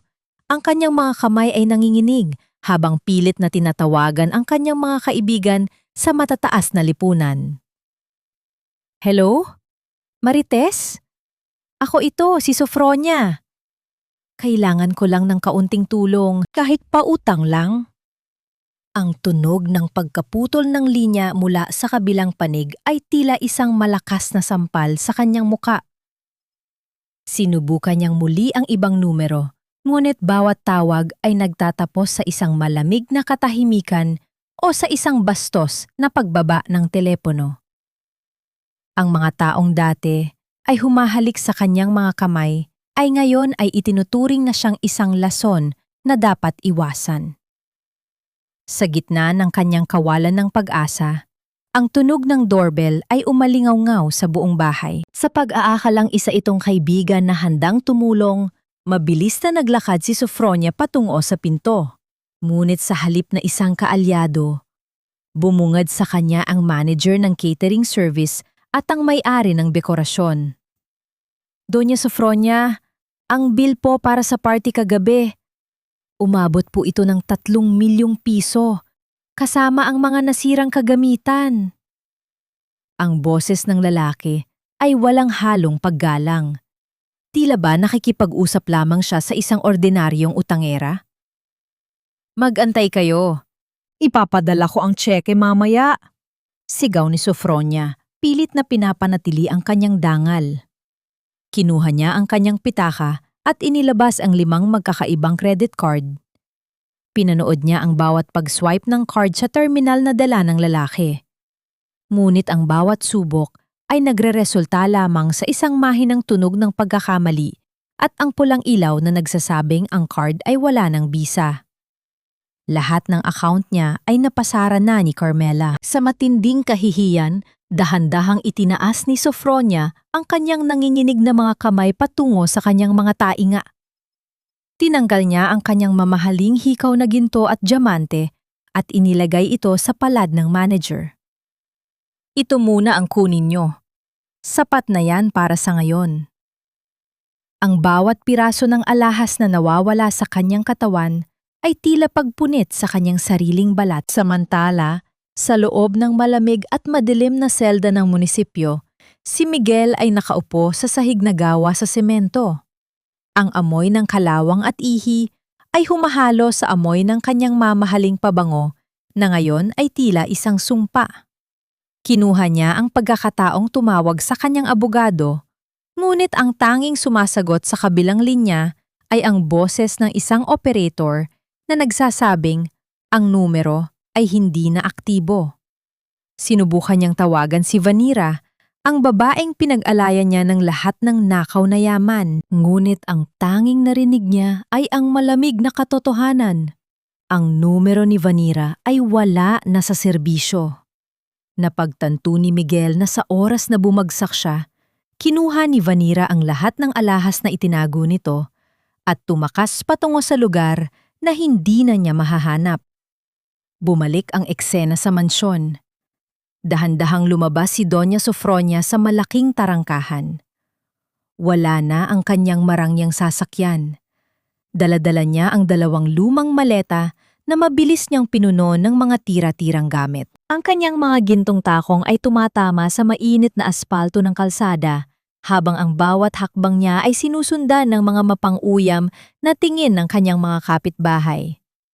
Ang mga bulong-bulungan at tawanan ng mga taong dati ay kinamumuhian niya ay tila mga tinik na tumutusok sa kanyang pagkatao.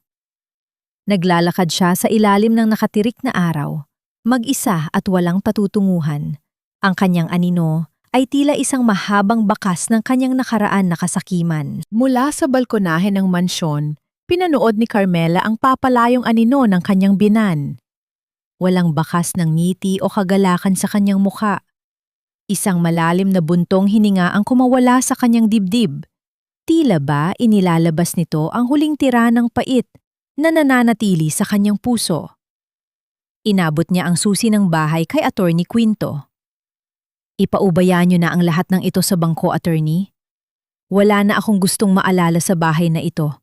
Ani Carmela, kinuha niya ang kanyang maliit na bag at dahan-dahang naglakad pababa. Ngunit bago pa man siya makarating sa kanyang sasakyan, ang kanyang telepono ay mabilis na nag-vibrate.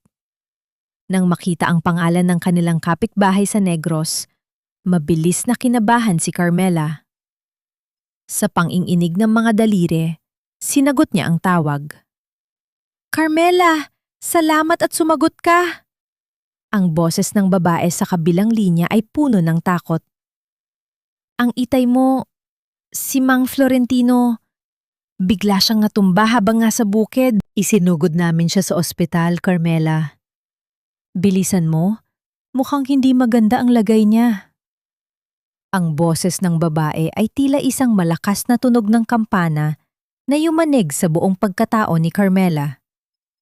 Ang kagalakan ng kanyang tagumpay ay agad na napalitan ng isang matinding takot nang tila dumidikit sa kanyang lalamunan. Ang bawat tibok ng kanyang puso ay naging masakit at mabilis, tila isang babala na baka huli na ang lahat. Itay, kabulong na wika ni Carmela habang ang kanyang mga mata ay nagsisimulang mapuno ng luha.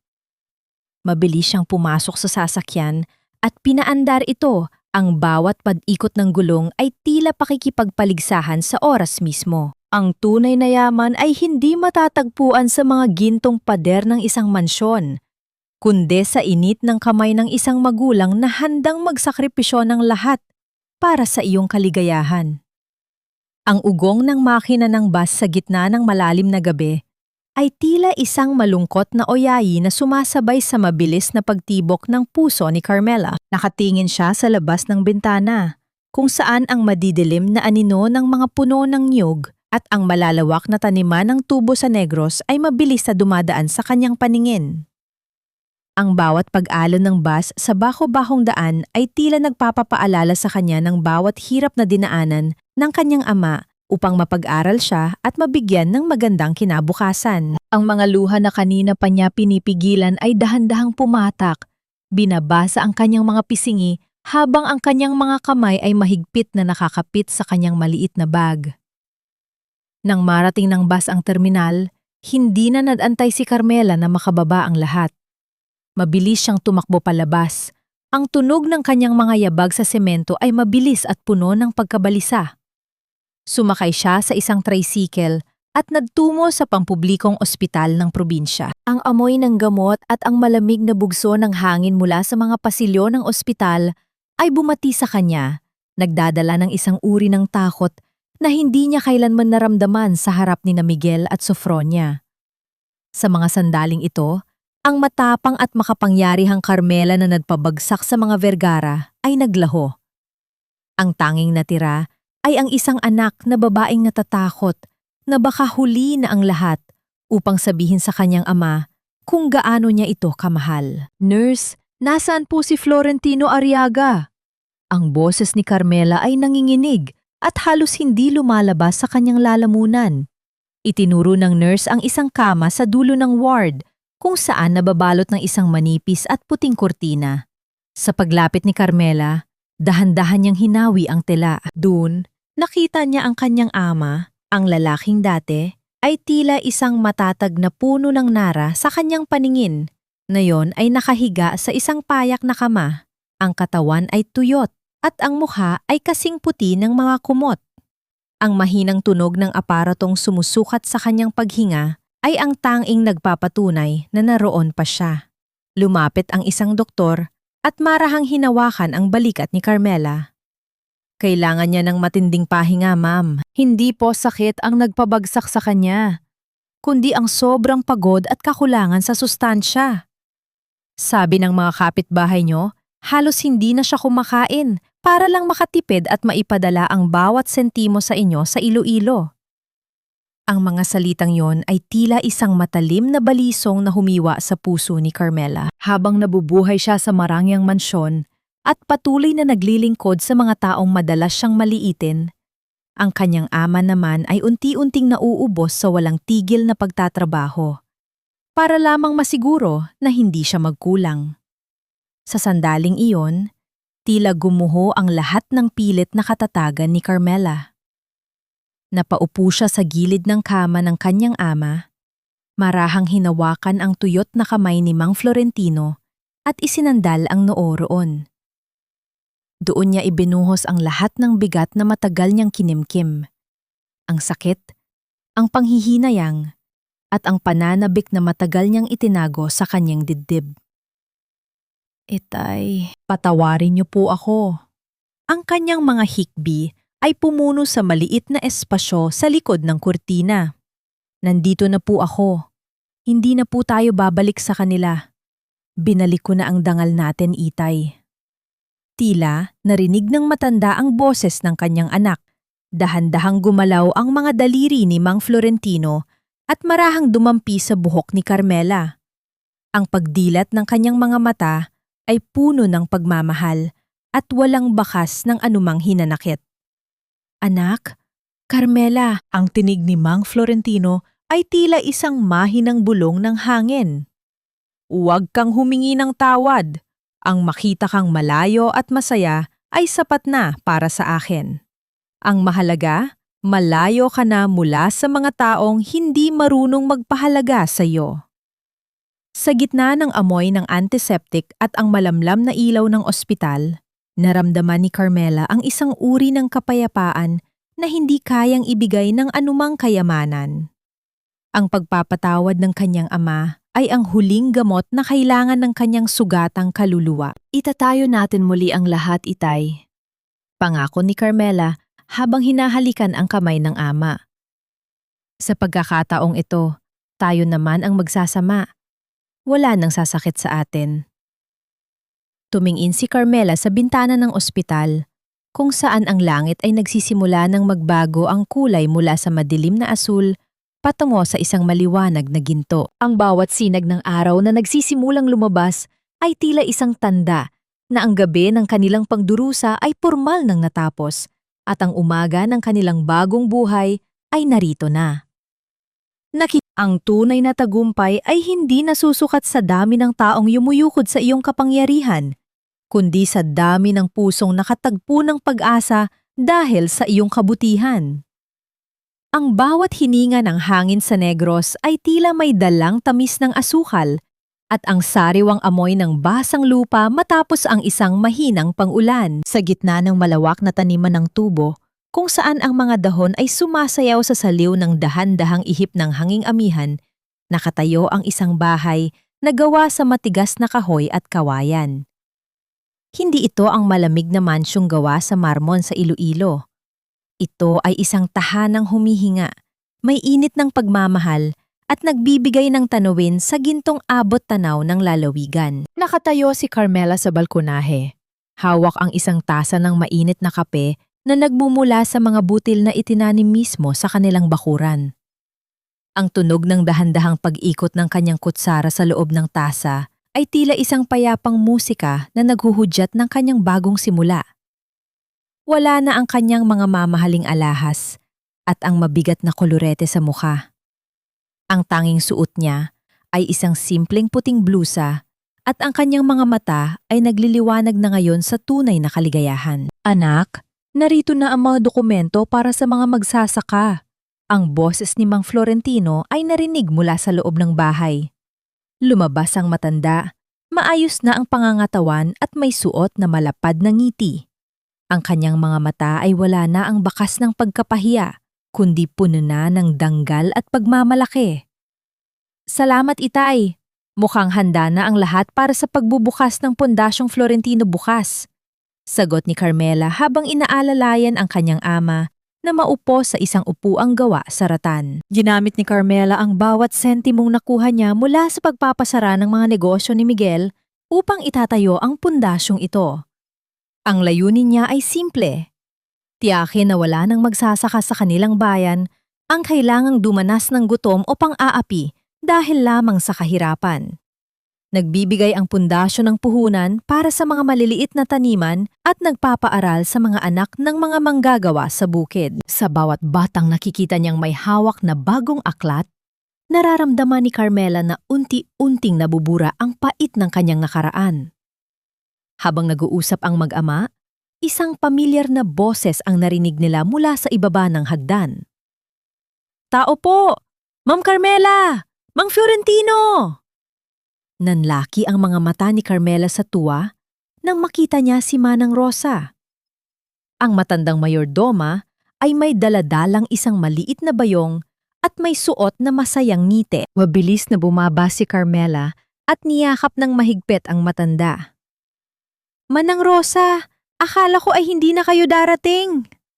Sambit ni Carmela, ang kanyang tinig ay puno ng kagalakan. "Hindi ko po kayo matitiis, ma'am. Ang sabi niyo po ay kailangan niyo ng tagapamahala sa kusina ng inyong pundasyon. Sino pa ba ang magluluto ng pinakamasarap na pagkaing probinsya para sa inyo kundi ako?" Biro ni Manang Rosa na nagdulot ng malakas na tawanan sa paligid. Ang hapon ay lumipas ng puno ng kwentuhan at tawanan. Habang ang araw ay dahan-dahang lumulubog sa likod ng mga bundok, naglalakad si Carmela sa gitna ng kanyang taniman. Huminto siya at dahan-dahang hinubad ang kanyang mga tsinelas. Naramdaman niya ang init at lambot ng lupang pula sa ilalim ng kanyang mga paa. Ang lupang nagbigay ng buhay sa kanyang mga ninuno. Ang lupang naging saksi sa kanyang pagbabalik. Isang malalim na buntong hininga ang kumawala sa kanyang dibdib. Wala nang Miguel na magdidikta sa bawat kilos niya. Wala nang Doña Sofronia na lalait sa kanyang pagkatao. Dito, sa gitna ng katahimikan ng bukid, ang tanging naririnig niya ay ang awit ng mga ibon at ang bulong ng hangin na nagsasabing siya ay sapat na. Siya ay buo na.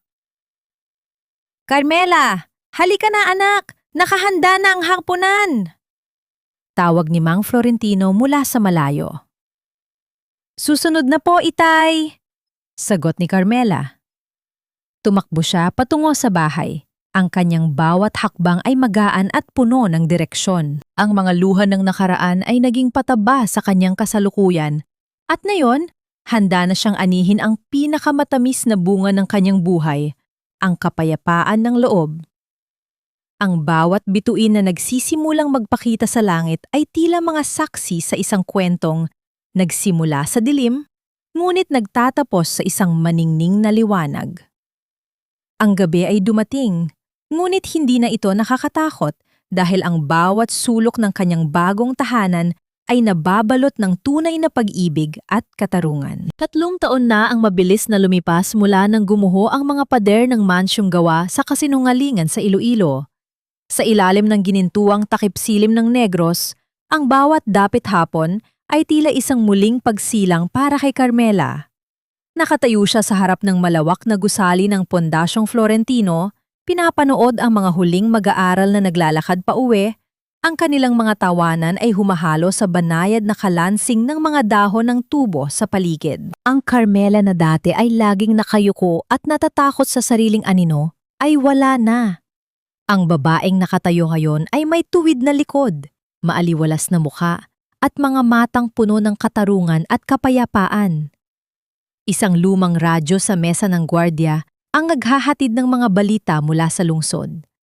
Ang boses ng announcer ay naging seryoso nang banggitin ang huling hatol sa kaso ng pamilya Vergara. 15 taong pagkakakulong ang inihatol kay Miguel dahil sa dambuhalang pagnanakaw sa kumpanya at pandaraya sa mga dokumento.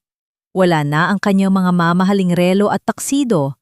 Ang tanging kasama niya ngayon ay ang malamig na rehas at ang anino ng kanyang mga maling desisyon. Nabalitaan din ni Carmela na si Vanira ay tuluyan ng naglaho sa ibang bansa. Bitbit ang iilang alahas na natira, ngunit habang buhay na tumatakbo mula sa batas. Ang mas masakit na bahagi ng balita ay ang tungkol kay Doña Sofronia.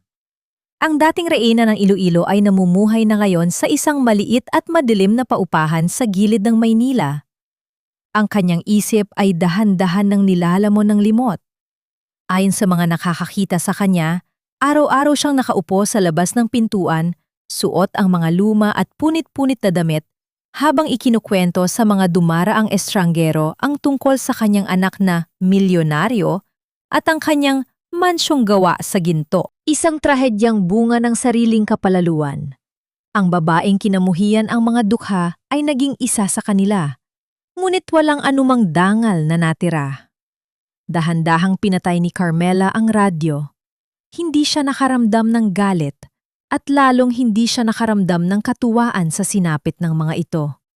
Ang naramdaman niya ay isang malalim at hiningang puno ng pagpapalaya. Kung tatanungin siya kung napatawad na ba niya sila, ang sagot ni Carmela ay hindi matatagpuan sa mga salita, kundi sa kanyang katahimikan. Hindi niya kailangan ang kanilang paghingi ng paumanhin upang maging malaya. Pinatawad na niya ang kanyang sarili sa pananatili ng matagal sa isang lugar na hindi siya pinahahalagahan. Ang katarungan ay naibigay na ng tadhana, at ang kanyang obligasyon ngayon ay ang mabuhay ng may kabuluhan. Anak, malamig na ang simoy ng hangin. Baka sipunin ka riyan. Ang boses ni Mang Florentino ay narinig na papalapit. Lumingon si Carmela at naumiti nang makita ang kanyang ama na may dalang dalawang baso ng mainit na salabat. Ang matanda ay tila bumata ng 10 taon. Ang bawat kulubot sa kanyang mukha ay hindi na marka ng pagdurusa, kundi mga guhit ng bawat niting ibinigay niya sa kanyang mga apo sa pundasyon. Salamat, Itay. Tinitingnan ko lang po ang langit. Napakaganda po ng mga bituin na yung gabi. Wika ni Carmela habang tinatanggap ang mainit na baso. Ang init ng salabat sa kanyang mga palad ay tila dumadaloy hanggang sa kanyang puso. Mas maliwanag ang mga bituin dito kaysa sa lungsod, hindi ba? Ang malalim na tanong ng kanyang ama. Opo, Itay. Dahil dito, wala silang kalaban na mga ilaw na gawa-gawa lamang ng tao. Dito, ang bawat liwanag ay totoo. Sagot ni Carmela. Umupo ang mag-ama sa mahabang upuang gawa sa kawayan sa silo ng kanilang tahanan. Sa gitna ng katahimikan ng gabi, ang taming maririnig ay ang ritmo ng paghinga ng kalikasan at ang mahinang paghampas ng hangin sa mga puno. Sa sandaling iyon, nakuha ni Carmela ang sagot sa lahat ng kanyang mga pinagdaanan.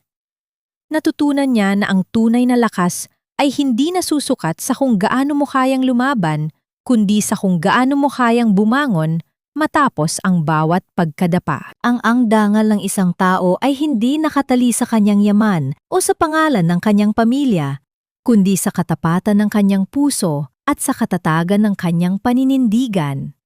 Ang pagtitiis ay may hangganan, at ang pagpili sa sariling kapayapaan ay hindi kailanman magiging isang kasalanan. Itay! Bulong ni Carmela habang nakasandal ang kanyang ulo sa balikat ng ama. Ngayon ko lang po naramdaman na sa wakas, nakauwi na talaga ako. Matagal ka nang nakauwi, anak. Hinintay lang natin na mapansin mo. Tugon ni Mang Florentino habang hinahaplos ang kamay ng kanyang anak. Ang kwento ni Carmela ay hindi nagtatapos sa isang marangyang kasalan o sa isang dambuhalang tagumpay.